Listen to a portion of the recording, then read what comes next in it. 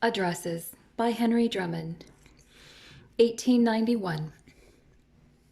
A talk on books.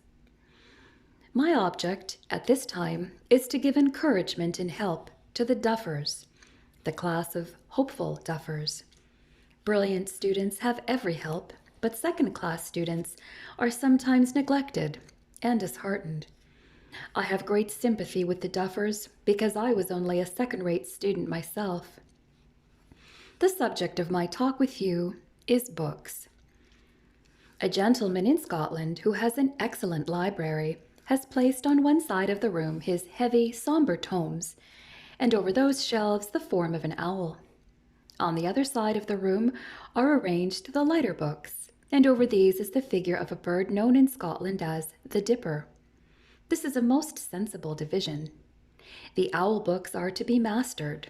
The great books such as Gibbon's Rome, Butler's Analogy, Dorner's Person of Christ, and textbooks of philosophy and science. Every student should master one or two at least of such owl books to exercise his faculties and give him concentrativeness. I do not intend to linger at this side of the library, but will cross over to the Dipper books, which are for occasional reading, for stimulus, for guidance, recreation. I will be autobiographical. When I was a student in lodgings, I began to form a library which I arranged along the mantel shelf of my room. It did not contain many books, but it held as many as some students could afford to purchase, and, if wisely chosen, as many as one could well use. My first purchase was a volume of extracts from Ruskin's works, which then in their complete form were very costly. Ruskin taught me to use my eyes. Men are born blind as bats or kittens, and it is long before men's eyes are opened. Some men never learn to see as long as they live. I often wondered if there was a Creator, why he had not made the world more beautiful. Would not crimson and scarlet colors have been far richer than green and browns? But Ruskin taught me to see the world as it is, and it soon became a new world to me, full of charm and loveliness. Now I can linger beside a plowed field and revel in the affluence of color and shade which are to be seen in the newly turned furrows, and I gaze in wonder at the liquid amber of the 2 feet of air above the brown earth. Now the colors and shades of the woods are a delight, and at every turn my eyes are surprised at fresh charms. The rock which I had supposed to be naked, I saw clothed with lichens, patches of color, marvelous organisms, frail as the ash of a cigar, thin as brown paper, yet growing and fructifying in spite of wind and rain, of scorching sun and biting frost. I owe much to Ruskin for teaching me to see. Next on my mantel shelf was Emerson. I discovered Emerson for myself. When I asked what Emerson was, one authority pronounced him a great man. Another as confidently wrote him down a humbug. So I silently stuck to Emerson. Carlyle I could not read. After wading through a page of Carlyle, I felt as if I had been whipped. Carlyle scolded too much for my taste, and he seemed to me a great man gone delirious. But in Emerson I found what I would fain have sought in Carlyle, and moreover, I was soothed and helped. Emerson taught me to see with the mind. Next on my shelf came 2 or 3 volumes of George Eliot's works, from which I gained some knowledge and a further insight into many philosophical and social questions.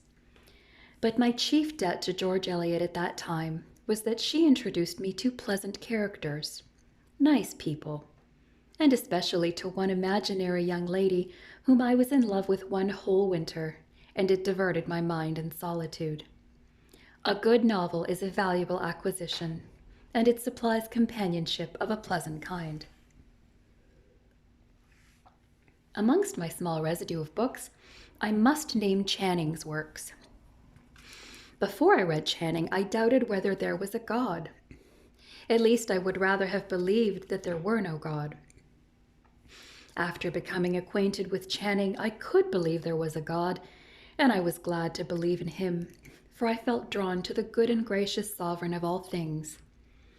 Still, I needed further what I found in F.W. Robertson, the British officer in the pulpit, bravest, truest of men, who dared to speak what he believed at all hazards. From Robertson I learned that God is human, that we may have fellowship with him because he sympathizes with us. One day, as I was looking over my mantel-shelf library, it suddenly struck me that all these authors of mine were heretics. These were dangerous books. Undesignedly, I had found stimulus and help from teachers who were not credited by orthodoxy. And I have since found that much of the good to be got from books is to be gained from authors often classed as dangerous. For these provoke inquiry and exercise one's powers. Towards the end of my shelf, I had one or two humorous works, chief amongst them all being Mark Twain. His humor is peculiar, broad exaggeration, a sly simplicity, comical situations, and surprising turns of expressions. But to me it has been a genuine fund of humor. The humorous side of a student's nature needs to be considered, and where it is undeveloped, it should be cultivated. I have known many instances of good students who seem to have no sense of humor. I will not recommend any of my favorite books to another. They have done me good, but they might not suit another man. Every man must discover his own books, but when he has found what fits in with his tastes, what stimulates him to thought, what supplies a want in his nature and exalts him in conception and feeling, that is the book for the student, be what it may. This brings me to speak of the friendship of books. To fall in love with a good book is one of the greatest events that can befall us. It is to have a new influence pouring itself into our life, a new teacher to inspire and refine us, a new friend to be by our side always, who, when life grows narrow and weary, will take us into his wider and calmer and higher world. Whether it be biography, introducing us to some humble life made great by duty done, or history, opening vistas into the movements and destinies of nations that have passed away, or poetry, making music of all the common things around us, and filling the fields and the skies and the work of the city and the cottage with eternal meanings, whether it be these, or storybooks, or religious books, or science, no one can become the friend even of one good book without being made wiser and better.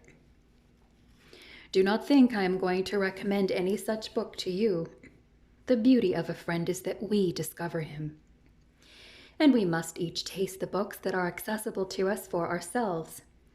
Do not be disheartened if at first you like none of them. That is possibly their fault, not yours. But search and search till you find what you like. In amazingly cheap form, for a few pence. Indeed, almost all the best books are now to be had, and I think everyone owes it as a sacred duty to his mind to start a little library of his own. How much do we not do for our bodies? How much thought and money do they not cost us? And shall we not think a little and pay a little for the clothing and adorning of the imperishable mind? This private library may begin perhaps with a single volume and grow at the rate of 1 or 2 a year.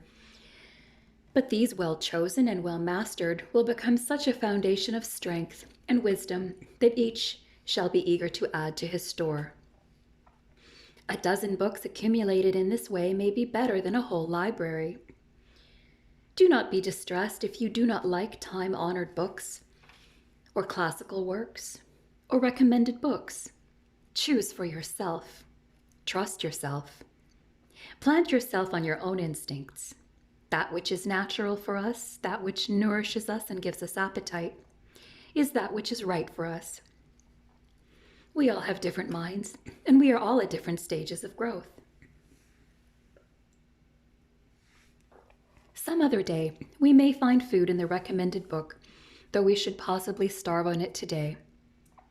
The mind develops and changes, and the favorites of this year also may one day cease to interest us. Nothing better indeed can happen to us than to lose interest in a book we have often read, for it means that it has done its work upon us and brought us up to its level and taught us all it had to teach.